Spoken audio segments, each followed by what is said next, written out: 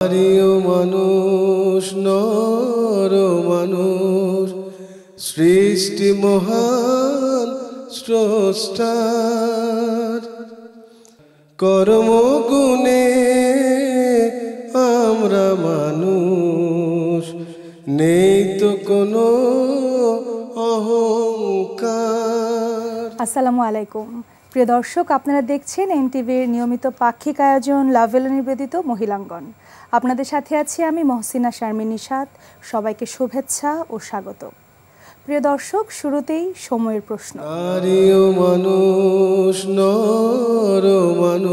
আর সময়ের প্রশ্নের জবাব দিচ্ছেন ডক্টর মাহবুবা রহমান, সাবেক বিভাগীয় প্রধান, ইসলামিক স্টাডিজ বিভাগ, লালমাটিয়া সরকারি মহিলা কলেজ। আসসালামু আলাইকুম। প্রথমেই জানতে চাচ্ছি যে অনেকেই জানতে চান যে তারা যে দোয়া করেন এটি হয়তো আরবি দোয়াগুলা তাদের মনে থাকে না, সুতরাং সেই জায়গা থেকে তারা বাংলায় দোয়া করতে চান। এই যে আরবি দোয়া না করে বাংলায় দোয়া করা, এটি আসলে কতটুকু ইসলামিক দৃষ্টিকোণ থেকে যথার্থ? দোয়াটা আসলে যে কোনো দোয়াই রাসূলুল্লাহ ইসলামের সুন্নাহ অনুসারে যদি দোয়াটা করা হয়, অর্থাৎ তিনি যেভাবে করতেন সেটা করে ভালো। আর যদি কেউ করতে না পারে মাতৃভাষায়, তখন সে বলতে পারে, কিন্তু এটা বেশি ভালো হয় আরবি ভাষায় যেভাবে রাসূলুল্লাহ সাল্লাল্লাহু আলাইহি ওয়াসাল্লাম পড়েছেন সেভাবে দোয়াটা করলে ভালো হবে, যে কোনো দোয়া।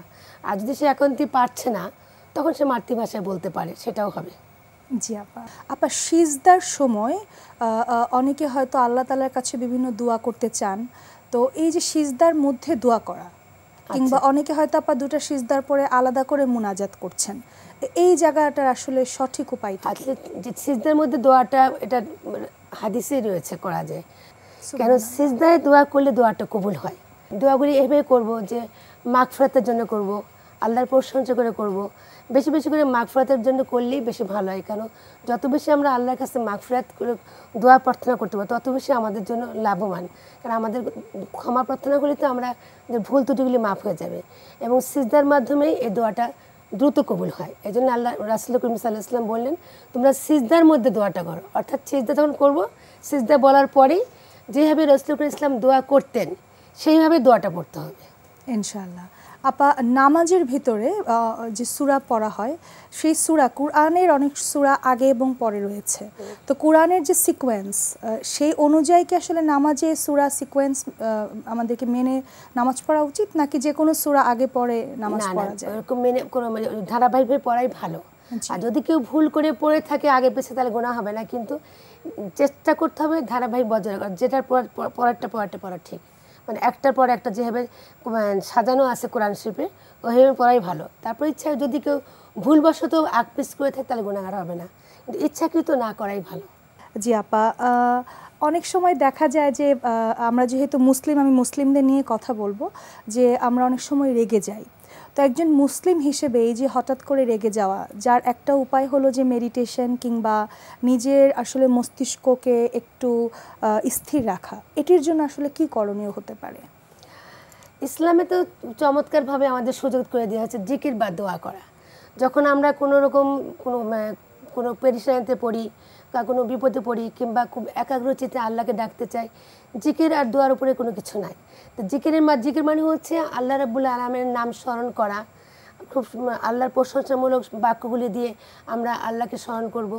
এবং দোয়া যতগুলি রাসূলুল্লাহ সাল্লাল্লাহু আলাইহি ওয়াসাল্লাম আমাদেরকে অনেক দোয়া শেখাই দিয়েছেন, যে কীভাবে দোয়া করতে হবে, কোন সময় রেগে গেলে কি দোয়া পড়তে হবে, বিপদে পড়লে কি দোয়া পড়তে হবে, অর্থাৎ বিভিন্ন পরিবেশ, বিভিন্ন প্রেক্ষাপটের জন্য বিভিন্ন রকম দোয়া রাসূলুল্লাহ সাল্লাল্লাহু আলাইহি ওয়াসাল্লাম আমাদেরকে শিখিয়ে দিয়েছেন। আমাদের উচিত হবে সেই দোয়াগুলো একটু মুখস্থ করে নেওয়া। যদি আমরা সেগুলো মুখস্থ করে নিতে পারি, তাহলে যখন যে সমস্যার সম্মুখীন হচ্ছি, সেই সময় আমরা যদি ওইভাবে ধ্যান করি বা চিন্তা করি, ইসলামিক ওয়েতে করলে বেটার। কেননা জিকির দোয়ার মাধ্যমে কিন্তু আমরা আল্লাহর খুব নৈকট্য লাভ করতে পারি। আরও বলে চলে, যেটা সবচেয়ে বেশি ভালো আমি বলবো, আমরা নামাজটা কিন্তু এক ধরনের আমাদের ধ্যান বলা চলে। নামাজ তো একাগ্রচিত্তে আদায় করতে বলা হয়েছে। তবে আমরা যখন দিনের বেলায় নামাজটা আদায় করি, দেখা যায় অনেক শব্দের মধ্যে আমাদের নামাজটা ঠিক আমরা একাগ্রচিত্তে আদায় করতে পারি না। কিন্তু যারা আমরা তাহাজ্জুদের নামাজ আদায় করেছি, আমি দর্শকবৃন্দরে বলবো, যে সমস্ত মা বোনেরা ভাইরা যারা করেছেন, তারাই বলতে পারবে কি চমৎকার সে পরিবেশ। তাহাজ্জুদের নামাজ তো একটা নীরব পরিবেশ, সবাই ঘুমিয়ে থাকে, তখন মনে হয় যে শুধুমাত্র আমি আর আল্লাহর সামনে এখন কথা বলছি, যারা পড়েছে তাদের চোখ দিয়ে অঝরে পানি এমনি চলে আসে। আমি আমার প্র্যাকটিক্যাল লাইফ থেকে আমি বলতেছি, যখন ওই পরিবেশটা এত চমৎকার একটা পরিবেশ থাকে, তখন আর কোনো কিছু মনে হয় না, তখন এমন একটা পরিবেশ সৃষ্টি হয়, যেমন আমরা আব্বা মার কাছ থেকে কোনো কিছু জোর করে বলি, তুমি দিবা না কেন, দাও বলি না, ঠিক দোয়াটা তখন এমনভাবেই আসে। কারণ আল্লাহ রাব্বুল আলামিন বলেছে যে তাহাজ্জুদের নামাজে তোমরা কে আছো, এখন যা চাবা তাই আমি তোমাকে দেবো। তখন যে বান্দা নামাজ পড়ে সে তখন বলে, হে রাব্বুল আলামিন, আমি এই রাত্রের বেলায় আমার ঘুম ভেঙে তোমার নামাজ পড়তে এসেছি, সুবহানাল্লাহ। তুমি বলেছো এখন যা চাবো তাই পাবো, আমি এখন তোমার কাছে এইগুলি চাই। মানে সে চাওয়াটাও মানে একটা অপূর্ব মানে অনুভূতি, মনে হচ্ছে আমি চাইলেই পাবো। এবং সত্যি সত্যি প্র্যাকটিক্যাল লাইফে দেখা গেছে আল্লাহ রাব্বুল আলামিন দোয়া কবুল করে ফেলেছেন।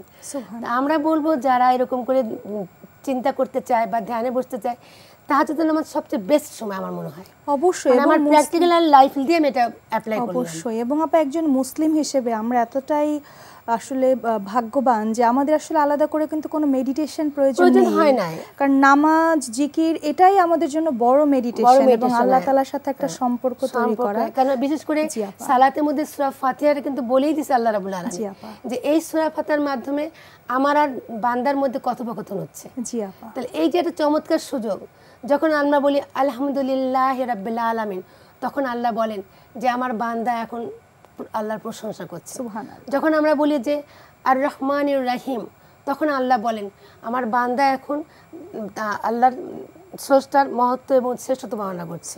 যখন আমরা বলি মালিক ইয়াউমিদ্দিন, বিচার দিনের মালিক, তখন আল্লাহ বলেন আমার বান্দা এখন গুণগান বর্ণনা করছে, আল্লাহর গুণগান বর্ণনা করা হচ্ছে। যখন আমরা বলি ইয়াকা না'বুদু ওয়া ইয়াকা নাস্তাঈন, অর্থাৎ আমি তোমারই ইবাদত করি, তোমারই সাহায্য প্রার্থনা, তখন আল্লাহ বলেন এই একটি আয়াত, এই আয়াতের মধ্যে আমার সঙ্গে বান্দার সঙ্গে সংযোগ স্থাপন হচ্ছে। কি চমৎকার কথা! প্রথম তিনটা সূরা ফাতিহার 7টা আয়াত, প্রথম তিনটা আল্লাহর প্রশংসা, আর এই মাঝখানেরটা হচ্ছে ইয়াকা না'বুদু ওয়া ইয়াকা নাস্তাঈন, এর মধ্যে হচ্ছে বান্দা এবং আল্লাহর মধ্যে সংযোগ স্থাপন, অর্থাৎ একটা আমাদের মধ্যে যে একটা সেতুবন্ধন হচ্ছে এখানে। আর পরের আয়াতগুলো হচ্ছে বান্দা কিভাবে আল্লাহর কাছে দোয়া প্রার্থনা করে সেটা শিখাই দিয়েছে। তো এই যে চমৎকারভাবে সূরা ফাতিহা যদি একটু বুঝে বুঝে পড়া যায়, এটাকে অনুবাদ করে এর উপলব্ধি করে এবং আল্লাহর কথোপকথন নিয়ে আমরা একটা হাদিসের মাধ্যমে আসছে, তাফসীরে আসছে, তাহলে দেখা যাবে যে এর আর কোনো বিকল্প নাই। এবং আপা একটু আগে যে প্রশ্নটা করেছিলাম মেডিটেশনের, আপা এই ঠিক একইভাবে যে সূরাগুলার মর্ম বুঝে আমরা যদি আসলে অনুধাবন করে পড়ি, তাহলে কিন্তু আমাদের অটোমেটিক্যালি কিন্তু আপা আল্লাহ তাআলার সাথে যে একটা কানেকশন সেটি হয়ে যায়। এজন্য তো বলা হয় যে আমরা অর্থ বুঝে বুঝে পড়ো। অবশ্যই। আমরা যখন সূরাগুলি পড়ি, যে শুধু পড়ি, তখন কিন্তু আমরা অতটা বুঝতে পারি না, মানে উপলব্ধিটা আসে না, ফিলিংসটা ঠিক মতো আসে না। যখনই আমি অনুবাদটা করি তখন কিন্তু বুঝি আমি কি বলছি।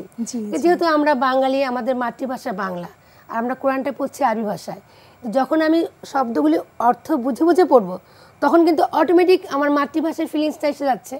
এজন্য আমাদের উচিত হবে, আমাদের প্রত্যেকেরই উচিত যতদূর পারা যায় কোরআন নামাজের সূরাগুলো অর্থ করে করে বুঝে বুঝে পড়া।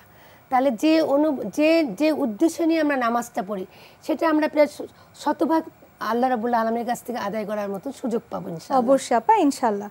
আপা আপনাকে অনেক ধন্যবাদ এত সুন্দর করে এতগুলো প্রশ্নের উত্তর আমাদের দর্শকদের জানাবার জন্য। আপনাকে অনেক ধন্যবাদ এই সুন্দর পরিবেশে কথাগুলি বলার সুযোগ করে দেওয়ার জন্য। এখন বিকাশ অ্যাপেই পাবেন দেশের প্রথম ডিজিটাল লোন। দর্শক, আমাদের এখনকার আয়োজন জীবন পরিক্রমা, মানুষ নর মানুষ, যেখানে আমরা জীবনের সাথে সংশ্লিষ্ট বিভিন্ন বিষয়গুলো নিয়ে কথা বলে থাকি।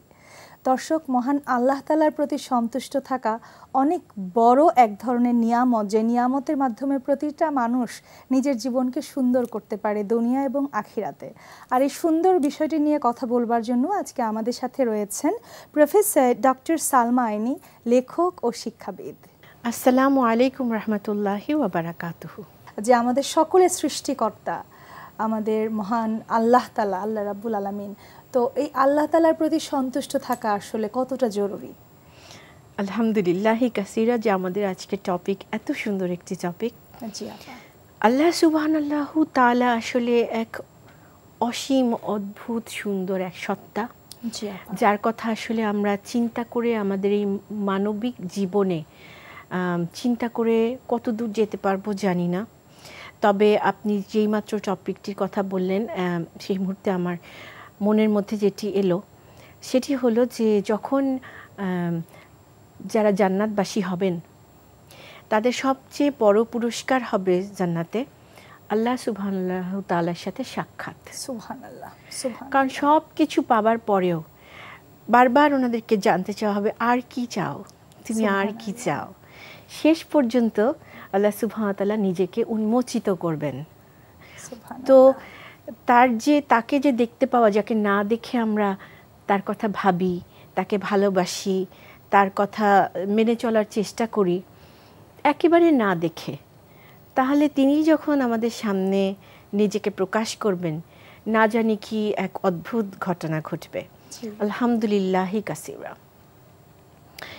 জান্নাতবাসীর একটি খুব সুন্দর ক্যারেক্টারিস্টিক্স হচ্ছে তিনি সবসময় আল্লাহ তাআলার প্রতি সন্তুষ্ট। জি আপা। কারণ তার বিশ্বাস হচ্ছে যা কিছু ভালো তা আল্লাহ সুবহানাহু তাআলার কাছ থেকে আসে, যা কিছু মন্দ তাও তার কাছ থেকে আসে। একজন মুমিনের জন্য একটি কাঁটাও যদি তার আঙুলে ফোটে, একটু যদি উফও করেন একজন মুমিন, সেটিও তার জন্য কল্যাণকর। কেননা তার পরিবর্তে আবার তাকে অনেক অনেক সওয়াব, অনেক অনেক নিয়ামত, তার চাইতেও বেশি কিছু তাকে দেওয়া হবে। এই জন্য একজন মুমিন যদি শুধুমাত্র ধৈর্য ধারণ করতে পারেন কষ্টে দুঃখে, তখন আল্লাহ সুবহানাহু ওয়া তাআলা সেই কষ্ট এবং দুঃখকে একেবারে প্রাচুর্যে পূর্ণ করে দিবেন। এই বিশ্বাসটি রাখতে হবে। এই বিশ্বাসটি কখন রাখা যায়? যখন আল্লাহ তাআলাকে যে কোনো সময়, যে কোনো বিপদে আপদে, যে কোনো আনন্দের সময় তাকে মনে করা হয় এবং বলা হয় আলহামদুলিল্লাহ, আমি আল্লাহ তাআলার প্রশংসা করতে থাকব। এই যে প্রশংসা করার মাধ্যমে আল্লাহ সুবহানাহু ওয়া তাআলা বলবেন ফেরেশতাদেরকে, তিনি বলেন দেখেছো আমার বান্দা কিন্তু আমাকে স্মরণ করে কিভাবে সুন্দরভাবে, সে আমার প্রশংসা করে, সে আমাকে ভালোবাসার সাথে মনে করে। তখন তিনি এটাকে ম্যানিফোল্ড করে দেন, মানে যত বেশি তার প্রশংসা তত বেশি তার নিয়ামত, যত বেশি তাকে তার প্রতি সন্তুষ্ট তত বেশি তিনি, তার তো সন্তুষ্টির কোনো কমতি নেই, তার কোনো ভান্ডার ফুরিয়ে যাবার ব্যাপার নেই। আমরা কিন্তু আবদ্ধ, অবশ্যই, আর তিনি অসীম, তার দেবার ভান্ডারও অসীম। তিনি যতই দেন তার ভান্ডারের কোনো কমতি হয় না, যার ফলে আমরা সসীম সত্তা নিয়ে যখন তাকে ডাকি এবং তার প্রতি সন্তুষ্টি আমরা প্রকাশ করি, তখন তিনি তার অসীমতা দিয়ে আমার সন্তুষ্টির প্রতিদান দেন। তো আলহামদুলিল্লাহর কোনো বিকল্প নেই। একজন মুমিন মুসলমানের জীবনে আলহামদুলিল্লাহর মাধ্যমে তিনি সমস্ত বিপদ আপদ কাটিয়ে উঠতে পারবেন। আল্লাহ সুবহানাহু ওয়া তাআলা সেই ব্যবস্থা করে দিবেন। সেই বিপদ আপদের মধ্যে তার রিজিক বৃদ্ধি থেকে শুরু করে, তিনি যদি সন্তান হারিয়ে ফেলেন, তিনি যদি প্রিয়জন বাবা মাকে হারিয়ে ফেলেন, তার বড় ধরনের ক্ষতি হয়ে যায়, শারীরিকভাবে তিনি অসুস্থ হয়ে পড়েন, তিনি বিছানায় পড়ে যেতে পারেন, সেই অবস্থাতেও তিনি যদি আল্লাহ তাআলার সন্তুষ্টির কথা মনে করেন যে তিনি কত নিয়ামত আমাকে দিয়েছেন এই পৃথিবীতে, আসলে তো আমরা সারা জীবন সিজদায় পড়ে থাকলেও তার সন্তুষ্টি আসলে আদায় করা সম্ভব না। এবং এই প্রসঙ্গে একটু জানতে চাইবো যে একজন মুসলিম হিসেবে যখন আমরা আল্লাহ তাআলার কাছ থেকে সবকিছু পাই, আমরা সন্তুষ্টি প্রকাশ করি, কিন্তু যখন কিনা আমরা পাই না, ঠিক তখনই আমরা দুঃখ প্রকাশ করি এবং আমাদের অভিযোগ তৈরি হয়। কখনো কখনো আমরা কিন্তু এই আল্লাহ তাআলার প্রতি অসন্তুষ্ট হয়ে যাই, আল্লাহ মাফ করুন। তো সেই জায়গায় আসলে একজন মুসলিমের জন্য আপা আপনার কি সাজেশন রয়েছে? সুবহানাল্লাহ, আজকে কুরআনুল কারীম যখন পড়ছিলাম তখন এই আয়াতটি চোখে পড়েছে। সেটি হচ্ছে যে যখন নিয়ামত প্রাপ্ত হয় তখন তারা খুব খুশি হয়ে যায়, যখনই তাদের অন্য জীবনে একটি দুর্দশা আসে তখন তারা অসন্তুষ্ট হয়ে যায়। মানুষকে বলা হচ্ছে, আল্লাহ সুবহানাহু ওয়া তাআলা নিজে বলছেন। এবং তখন তারা কি হয়, তারা পথভ্রষ্ট হয়ে যায়, তারা অনেক ক্ষেত্রে কাফির হয়ে যায়। কখন এই ব্যাপারটি ঘটতে পারে, সেটি হচ্ছে যখন আমরা তার প্রতি অসন্তুষ্টি প্রকাশ করে ফেলবো। মানে এই যে বিশাল সত্তা, ছোট কোনো কারণে তার প্রতি আমি অসন্তুষ্ট হয়ে পড়লাম, এটি কিন্তু একদম আমার ধর্ম এবং কর্মের বিরুদ্ধে চলে যাবে। তো সেই ক্ষেত্রে যেটি হলো যে যখন আমরা অনেক পাই তখন অনেক সময় একটি ঘটনা ঘটতে পারে, সেটি হলো অহংকার চলে আসতে পারে, যেটা আই ডিজার্ভ ইট।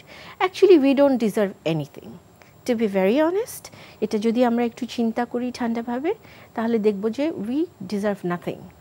উনি দয়া করেন, উনি মায়া করেন, উনি ভালোবাসেন, উনি আমাদেরকে অসম্ভব ভালোবাসেন বিধায় উনি আমাদেরকে দান করেন।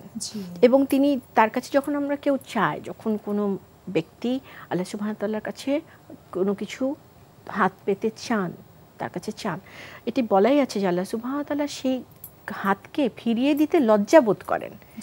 মানে আমার এত ভালো লাগে এটি মনে করে যে যখন আমরা মনের মতো করে চাইতে পারবো তার কাছে উজাড় করে, তখন তিনি দেবেনই দেবেন। মানে এর কোনো বিকল্প উনি রাখেননি, উনি নিজেই দেবেন। এখন বিকাশ অ্যাপেই পাবেন দেশের প্রথম ডিজিটাল লোন। তো সেই ক্ষেত্রে আমরা যদি অসন্তুষ্ট হয়ে যাই, তার মানে কি আমরা তার নিয়ামতকে অস্বীকার করতে শুরু করে দিব।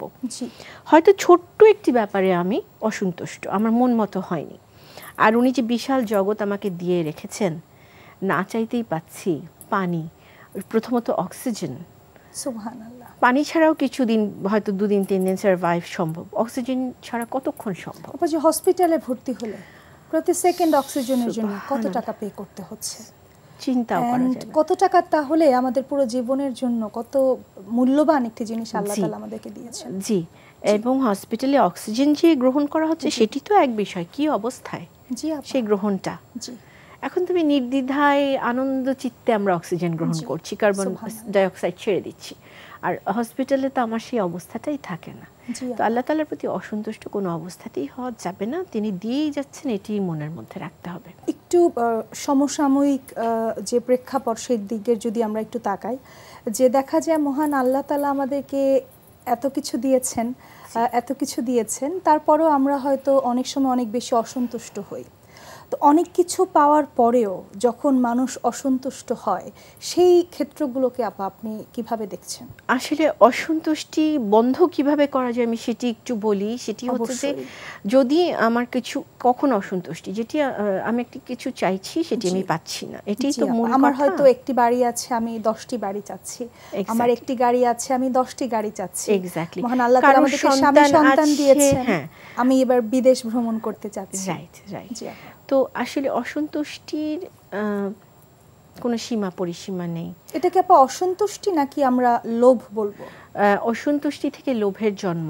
জি আপা, এটি হচ্ছে আসলে কথা। সন্তুষ্ট ব্যক্তি কখনো লোভ করেন না, কারণ তিনি তার জীবন ব্যবস্থাকে একটি ফ্রেমের মধ্যে নিয়ে আসতে সক্ষম হন। তার হচ্ছে, আমরা যদি মনীষীদের দিকে তাকাই, তারা ঘর ছেড়ে যেতেন কেন? তারা মানে তাদের আত্মা কিছু একটা খুঁজতো, অজানা, যেটি তারা জীবনে পাননি। সেই অজানাটা কি? স্রষ্টার সান্নিধ্য। সেই জন্য তারা সব ছেড়ে দিতেন একদম, মানে তাদের ধন সম্পত্তি, টাকা পয়সা, কেউ পরিবারও ত্যাগ করতে রাজি থাকতেন, এরকমও আছে। আমরা হযরত রাবেয়া বসরির কথা জানি, তিনি কিভাবে আল্লাহ সুবহানাহু ওয়া তাআলার কাছাকাছি চলে গিয়েছিলেন আমরা জানি। আমরা যদি হযরত আসিয়ার কথা চিন্তা করি, তার কি ছিল না? তিনি ফিরাউনের স্ত্রী ছিলেন, তার ছিল না কি? তো উনি তো সব ছেড়ে দিলেন। এরকম আমরা খাদিজা রাদিয়াল্লাহু তাআলা আনহার কথা যদি চিন্তা করি, তিনি একজন সফল ব্যবসায়ী, অত্যন্ত উঁচু মর্যাদার। ইসলামের শরীয়তের মধ্যে যা কিছু তখন নাজিল হয়েছে সব উনি মেনে নিয়ে ওনার সমস্ত ধন সম্পত্তি ইসলামের জন্য উনি বিলিয়ে দিয়েছিলেন। উনি নিজে না খেয়ে থেকেছেন, ওনাকে দুর্দশায় পড়তে হয়েছে ইসলামের জন্য। নবী সাল্লাল্লাহু আলাইহি ওয়াসাল্লাম এবং অন্যান্য ওনাকে বলেছিলেন যে তুমি থেকে যাও মক্কায়, হিজরতের দরকার নেই, কারণ উনি তো সুপ্রতিষ্ঠিত। উনি আল্লাহ সুবহানাহু ওয়া তাআলার জন্য ঘর ছেড়ে দিয়েছেন, না খেয়ে থেকেছেন, কল্পনাই করা যায় না। তো এখন সন্তুষ্টির ব্যাপারটা সেখানেই, যে আমি কি চাচ্ছি। আমি যদি আল্লাহ সুবহানাহু ওয়া তাআলাকে চাই, আমার সন্তুষ্টি অবশ্যই চলে আসবে।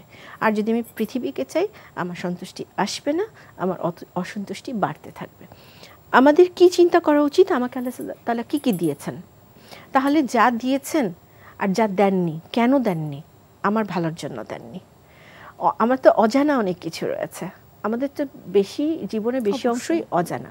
তো অজানাতে যখন আমি কিছু পাচ্ছি না, আমরা যদি বিশ্বাসটুকু রাখতে পারি যে আমাকে এটি দেওয়া হয়নি কারণ এটি আমার জন্য ভালো নয়, আমার সৃষ্টিকর্তাই তো দিলেন না। তা দিলেন না কেন? উনি আমার ভালো চান দেখে এটি দেননি। আপাত দৃষ্টিতে এটি আমার প্রয়োজন, কিন্তু অ্যাকচুয়ালি এটি আমাকে হয়তো আমার ধর্ম থেকে সরিয়ে নেবে, আমার কর্ম থেকে সরিয়ে নেবে, আমাকে শক্ত হৃদয়ের অধিকারী করে ফেলবে, অনেক কিছু হতে পারে। অবশ্যই সেই ক্ষেত্রে আমাদের সন্তুষ্ট থাকাটাই জরুরি।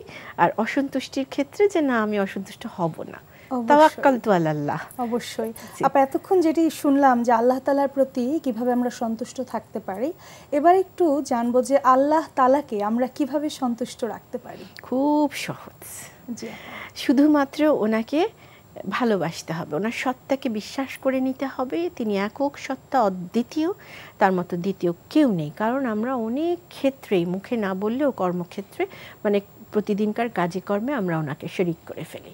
এটি হচ্ছে একটি বাস্তবতা যে আমরা ছোট্ট ছোট্ট ক্ষেত্রে দেখা যায় আমরা যখনই আমরা ওনার কথা শুনবো না, আমরা অন্য কারোর কথায় গুরুত্ব দিব,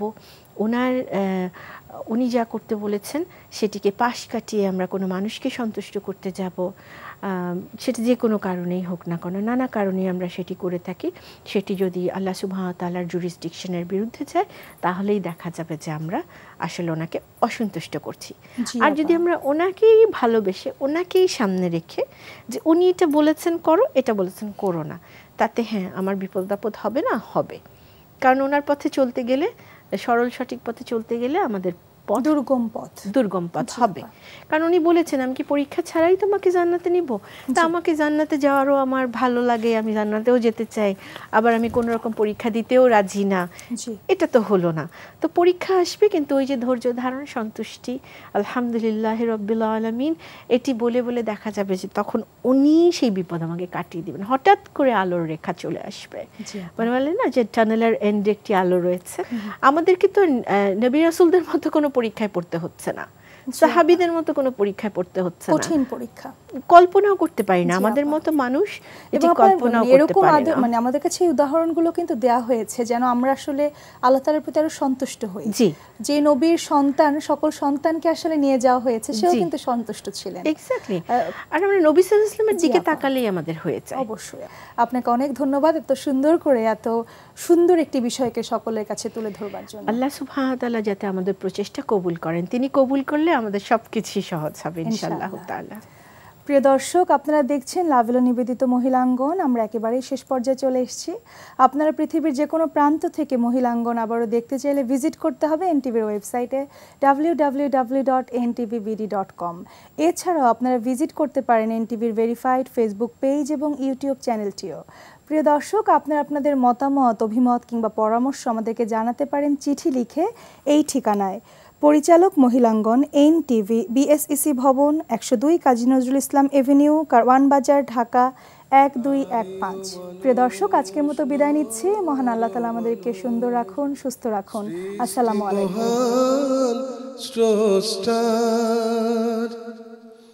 কর্মগুণে আমরা মানুষ, নেই তো কোনো অহংকার। এখন বিকাশ অ্যাপেই পাবেন দেশের প্রথম ডিজিটাল লোন।